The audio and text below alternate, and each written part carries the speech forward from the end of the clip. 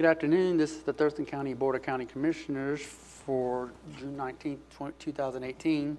Today we're here to hear a public hearing on the adopting the budget amendment number 6 for the 2017-2018 biennial budget. I'd like to start off by doing introductions. To my left is Commissioner Gary Edwards. To my right is Commissioner John Hutchings. And I'm Commissioner Bud Blake, Chair of the Board this year.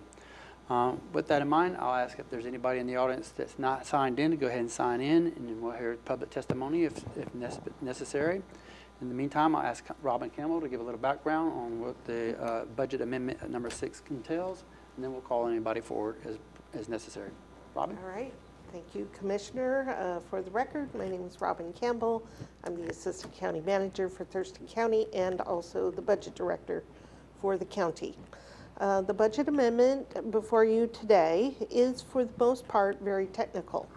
As you will recall, this is the time of year when the prior fiscal year has closed, and we go through in the accounting system and enter the actual beginning fund balance, or it's actually the ending fund balance from the prior fiscal year. We adjust that for every single fund of the county. So if someone looks at the backup documents and sees a change in every single fund, that's what's going on there. In addition, as allowed in the budget process, offices and departments come forward with change requests in this amendment. This amendment is mostly technical. So there are some of the highlights in this budget. The general fund, the revenue increases by approximately $35,000. Expenditures increased by approximately $88,000. $53,000 of that is taking restricted funds from the general fund and shifting them to the new PEG fund. Since they can only be used in very restricted ways, we've established a new fund for those. In the other funds, the revenue change is $13.5 million. The expenditure change is a little over $4 million. For the most part, the revenue change is from transfers between funds. Again, this is a very technical change. Mainly driven by the fact that we are taking the REIT fund and splitting it into two funds. We have two revenue streams into REIT. They are from the same source. It's all real estate excise tax, but state law establishes what they call REIT first quarter and REIT second quarter. They can be used in very different ways, each fund restricted to its specific uses. And the county should have separated these funds long ago. But you've taken the step now to separate the fund. The transactions that people see that look like a lot of money are really just moving the money into the appropriate fund. So it's very technical. There are a few other things. There's a grant coming in, so new money in Medic 1, about $17,000. The noxious weed program is receiving grants that will pay for management of noxious weeds, such as removing the, excuse me, the parrot feather milfoil reduction, which is a treatment that the board has already approved, but we're getting money from the state to do that. So there are a lot of small adjustments like that. In addition to the information that was published as required 2 weeks ago, the board has considered additional changes in the budget. So there are 2 more items that I recommend to you as budget changes. The first is an increase in the budget from REIT 2 to pay for, the additional costs, there you go, the additional costs of the Fish Passage program. As you know, when we released the RFP for the Fish Passage projects that are going to be completed in 2018, the bids came in above what we had anticipated. So we are increasing the amount available in REIT for those projects to an additional $550,000. Again, that's from the REIT fund. It's a one-time item for the culverts. The second item for your consideration as part of this budget amendment is funding for the Sheriff's Corrections budget. The board and the sheriff recently received a staffing study. We had hired a national expert as a consultant to come in and review staffing levels at the jail. His report recommends 12 additional FTEs at this time. They're anywhere from 5 to 12 FTEs now, and then when the expansion of the jail is completed in 2 years, there would be additional FTEs required at that time. So for your consideration, we have a budget change request for 12 FTEs. That includes 3 sergeants, 7 correction deputies, 1 legal assistant, and 1 corrections technician. The total cost in this fiscal year is approximately $749,000. That's for a partial year, and in future years would be $1.3 million. So that funding would come not from the general fund, but from detention sales tax.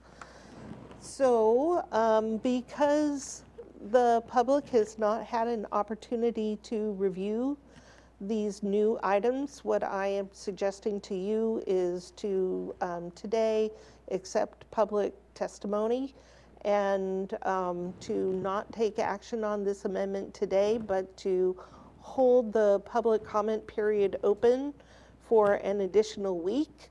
I would publish these additional requests so that they're available for review, and then you could take action next Tuesday, allowing for that time.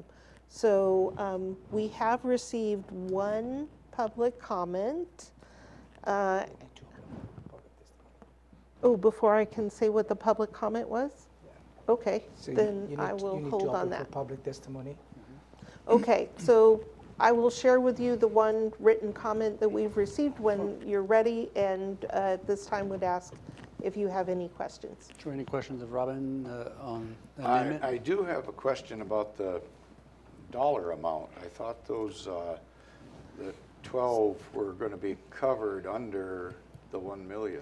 So when we talked this morning, I did not have the dollar amounts handy. Once I had an opportunity to look those up, this year's is below $1 million, but future years is closer to 1.3. And how is that going to pencil out then? So I have that information for your review. Will it pencil out, I guess? Yes, we can still make that change, Okay. and it will be sustainable into the future in detention sales tax. There won't be any detention sales tax money available for any other thing. At that point, you will have pretty much maxed out, if you will, that fund. So again, that's a good reason to not take action today, but to take a little time and review the fund. Good, I'm done then. Thank you. We wouldn't have that detention sales tax fund ever again? No, I wouldn't say never again. You have an opportunity every year to decide what you would pay out of that fund. So we review that at all, every opportunity. It's one of the funds that we monitor on a regular basis. I guess what I would propose to you is that the detention sales tax has a fixed amount of revenue. It's currently collecting approximately $5.5 million a year. It's currently used for both detention in juvenile, the operating costs in juvenile detention, It's used for some of the operating costs in our adult jail. It's also used to pay off bonds that were for construction in those facilities. And that's its only use, is it can only be used for construction and operation of a jail. There's approximately capacity of about $1.3 million a year. When we talked before, I was estimating roughly $1 million. I ran the numbers again this morning. And that capacity can be used for any legitimate cost of either the juvenile or the adult jail. What I'm suggesting to you now is, should you fund these 12 FTEs, that's what the money be used for. That, of course, comes with an opportunity cost. The opportunity to fund other things with that money is lost to you as long as you use it for this purpose. Right, and that's what I mean. If we're using that remainder, 1.3 million, to fund corrections officers, that puts the cap on that, on what we have to spend until what? Other things are paid off, or until more money comes in, or because we're still going to have the staff. That's right. The staff will continue. We'll get the ongoing revenue. These would be the costs that we would anticipate paying out of this fund until such a time as you should change it. Okay. There are some bonds that will be paid off in 2021, I think. The final payments go out either in 2020 or 2021. So that creates a little additional capacity in the future. Depending on the revenue may be higher than what I have built into the forecast for that fund. If it's higher, then that would create a little capacity. If it's lower, it'll be a little less. But one of the things that we hope will happen over the next 4 years, there's a concerted effort, as you know, to bring down the population in the jail. So we should see savings in contract beds. We should also see savings in contract beds once we have the additional expansion in the jail for additional beds. That should almost eliminate the cost for contract beds. We're paying for contract beds out of detention sales tax and the general fund, so we'll have that savings there. And then the other thing that we pay for is overtime. So by adding these FTEs, we should see the overtime costs in the jail go down. So we do anticipate that there will be a benefit for adding these FTEs. Beautiful. Another question? Yeah. You mentioned earlier, Robin, that the REIT 1 and REIT 2 should have been separated long ago. What does long ago mean? Probably when REIT 2 was established, which would have been over 10 years ago. 10 years yes. ago. Okay, but we're doing it now. It should have, but we're taking the steps now. Part of the reason that we're taking the steps is that the payments out of REIT are picking up. It's becoming complicated to determine how much of the fund balance in a single fund belongs to REIT 1 and how much is really available from REIT 2, especially given some of the permissions that the legislature has given us on paying bond costs from REIT 1 out of REIT 2 at a capped amount. It just got very complicated to try to sort it out in a single fund. So the best thing we can do is track them in 2 separate funds. That way we know that we're doing exactly the right thing in each fund. In the last 10 years, we haven't had any audit issues over that? There have been no audit findings. We have tried to carefully maintain records, but we found with a recent staff turnover that some of the institutional knowledge that was lost was how to track this fund. So as soon as it got more complex, we decided that we really should take this path and split them up. Well, good. I'm glad we're getting that done. Yep, me too. Thank you. Yeah, go back to Commissioner Edwards. I guess I have one question. You might not have this in front of you, but you made mention that we're using detention sales tax and general fund money to rent off-campus bed space. Could you let me know how much that is budgeted for the year, I guess? Yes. And what the breakdown is between detention sales tax and general fund, those two contributions to that fund? Yes, I do happen to know that. you do? Okay. $700,000 is the estimated cost of contract beds this year. Okay. And $185,000 of that is being paid from detention sales tax. The remainder from the general fund. Thank you. Any comments or questions? No, thank you. All right. I'll ask if there's a sign-in sheet for anybody that's signed in from the public to take any kind of public testimony. Open it up. Seeing There's none.